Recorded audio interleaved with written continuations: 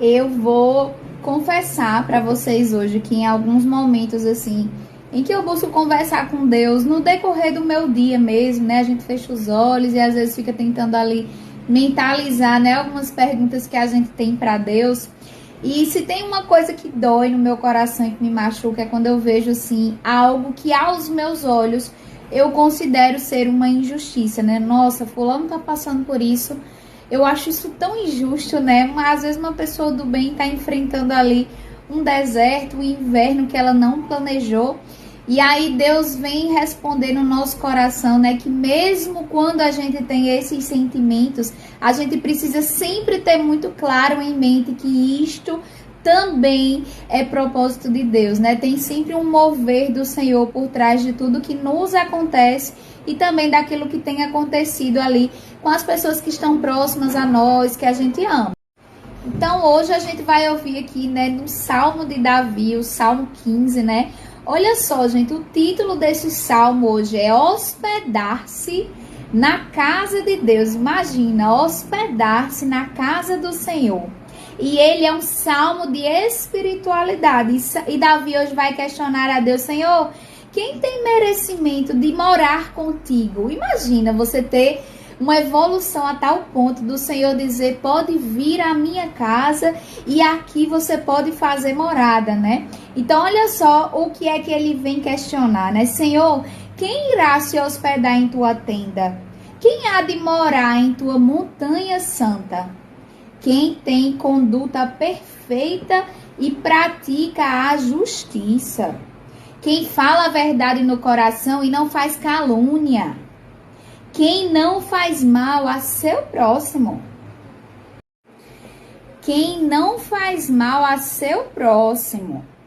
Quem nem levanta difamação contra seu vizinho? Olha só o poder de você controlar a sua língua. Cuidado com as palavras que você tem proferido por aí sobre a vida de outras pessoas, porque Deus tem visto tudo isso, né?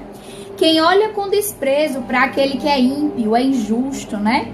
Porém, respeita os que temem a Deus. Quem faz um juramento e não volta atrás. Quem faz promessas e cumpre as suas promessas, mesmo que tenha prejuízo. Gente, olha isso. Quem faz um juramento e não volta atrás, mesmo que tenha prejuízo. Ou seja, o poder que há, né, no seu voto, na sua promessa, naquilo que você diz que vai fazer e de fato faz. Quem não empresta seu dinheiro a juros altos. Ou seja, o Senhor vem aqui nos lembrar: cuidado com o abuso que você faz com aquilo que tem, certo? Muito, muito cuidado com isso, porque isso pode sair muito caro. Nem pratica a corrupção contra o inocente. E é sempre bom lembrar, gente, que a corrupção, ela é um conceito, certo? A gente não tá falando aqui simplesmente de abusar da sua autoridade para ter benefícios próprios. A corrupção, ela pode fazer parte de todas as áreas da nossa vida. Quando você baseia as coisas que construiu na sua vida em cima da mentira, você é corrupto. Quando você deixa de entregar ao outro, ao que é de direito do outro, você é corrupto, certo? Quando você se vende, quando você troca seus valores pelos resultados que você deseja atingir, você é corrupto. Então não existe meio certo e meio errado. E a parte mais sedutora da corrupção, e é nessa que o inimigo se alegra, é nessa que ele faz festa todas as noites, é que quando você faz essas pequenas coisinhas e você não é punido, você não é penalizado de imediato, você acha que tá tudo bem. Olha só, não fiz mal a ninguém e deu tudo certo. E aí você esquece que todo o preço ele deverá ser pago em vida. E aí, quando você menos espera, alguém puxa seu tapete, um grande projeto que você tinha começa a dar errado, você passa a enfrentar por desafios que você não entende por que está acontecendo com você, mas aí o inimigo está em festa, porque ele lembra: não foi culpa minha, foi uma semente sua, foi uma escolha sua, foi você que prostituiu os seus valores para conquistar o que queria. E eu quero te dizer uma coisa, se você ainda mensura que a sua vida está indo bem, que os seus projetos estão indo para frente, pela casa que você mora, pelo carro que você anda, pela roupa que você veste ou os lugares que você visita, eu sinto muito te informar que você ainda tem uma espiritualidade infantil. Você ainda tem uma espiritualidade muito rasa, certo? Como ali uma poça de água na chuva. Quando o que Deus deseja de nós é uma espiritualidade de oceano, uma espiritualidade de profundezas, para você entender que nunca foi sobre a casa, a roupa ou o carro, mas sim sobre o legado que você vai deixar nessa vida quando você não estiver mais aqui. Sabia que rapidamente nós somos esquecidos? Rapidamente você vai se transformar numa memória saudosa quando você morrer? E se todas as notícias que você tem aí presenciado nos jornais, desastres naturais, esse clima meio esquisito que tá fazendo você começar a questionar algumas coisas sobre a vida, eu quero te antecipar uma coisa extremamente importante. Grandes dias estão por vir. Se você ainda não caiu sua fichinha de investir no seu espiritual, você está atrasado sobre isso, certo? Eu não vi aqui Davi afirmar hora nenhuma que ia se hospedar ao lado do Senhor fulano porque era filho de Cicrano, ou porque fulano indicou fulano para estar ali. Eu não vi Davi dizer isso aqui hora nenhuma, mas eu ouvi Davi dizer que por merecimento qualquer pessoa pode adentrar na casa do Senhor e lá fazer morada. Veja só que coisa profunda. E é com esse pensamento sobre merecimento, sobre transformação de quem a gente era, para quem a gente nasceu para ser, que eu quero trazer a nossa analogia do dia de hoje, certo? Hoje nós vamos conversar sobre bonsais. Você deve saber o que é um bonsai, né? Aquele primor de arte, aquela árvore pequenininha que é para colecionadores muitas vezes. É um artigo caro, é um mimo caro, certo? E eu quero dizer para você que um bonsai, ele não nasceu para ser um bonsai. Você sabia disso? Que ali dentro tem uma sementinha de uma árvore que nasceu para ser frondosa, para dar sombra, para ser aquela prova de que Deus existe em sua completa perfeição. Mas aquela sementinha, ela é colocada num vaso muito pequenininho e tratada. A palavra é exatamente essa, viu? O bonsai, ele é tratado para não crescer, para não evoluir, para não atingir a sua plenitude total, para que ele fique exatamente como ele deveria ser se tivesse crescido, mais pequenininho, dentro daquele vasinho. Então, tudo ali é milimetricamente calculado. Quando ele começa a crescer de um lado, puf, ele é podado por alguém. O tipo de terra que é usado é um tipo específico. O tamanho do vaso para cada tipo de semente, ele é um tamanho só.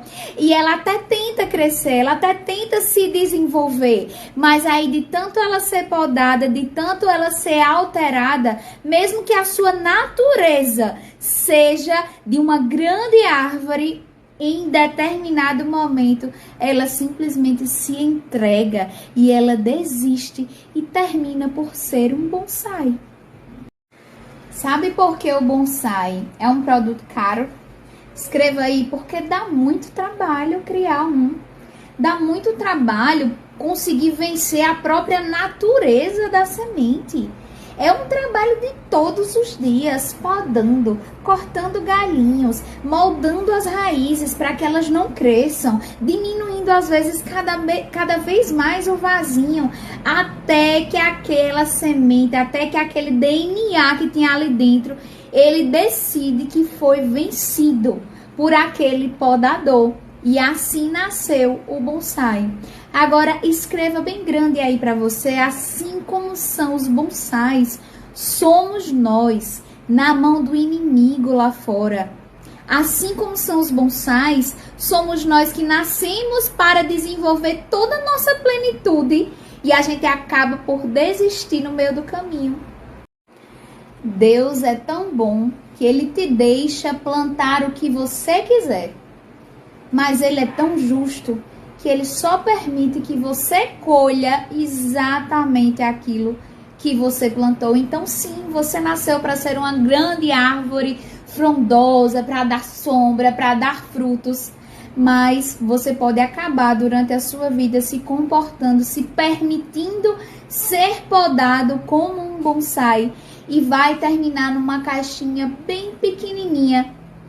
E aí, com a cabeça cheia de cabelos brancos, você vai enxergar, você vai conseguir ver antes de morrer todos os seus sonhos, tudo aquilo que você desejou para você, como uma jornada de não realização, como uma jornada amarga, como uma jornada de quem poderia ter sido tudo e não conseguiu.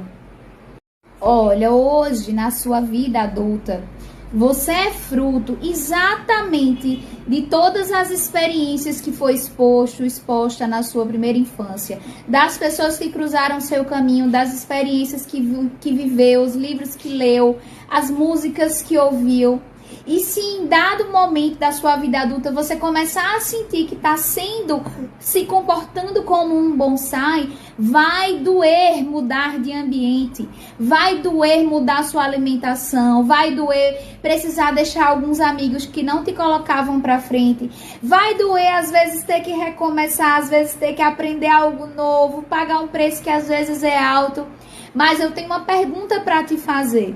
Você prefere sentir a dor da mudança de uma árvore que está sendo arrancada de uma terra para ser colocada num terreno ainda maior, ou a dor da amargura da não realização?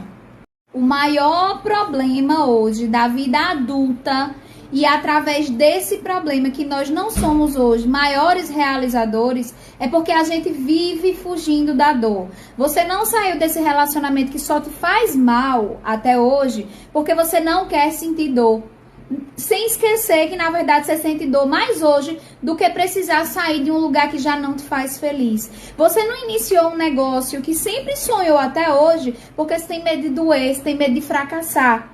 Certo? Você não começou mais uma vez a educação alimentar, porque você já tentou tantas outras vezes e doeu, que você prefere simplesmente permanecer como está, mesmo que do jeito que você está hoje não seja o melhor jeito de se viver. Sabe por quê? Porque quando você era pequenininho e caía, seus pais diziam: venha meu filho, levanta. Não doeu não, nem doeu. Doeu sim. A gente não foi ensinado a sentir dor. Mais uma vez, não é sobre o que te acontece, não é sobre a sua dificuldade, o seu problema, o seu desafio, não é sobre quem puxou o seu tapete, quem mentiu pra você, quem foi desleal, quem destruiu o seu sonho. Não é sobre isso, é sobre o que você fez com o que te aconteceu.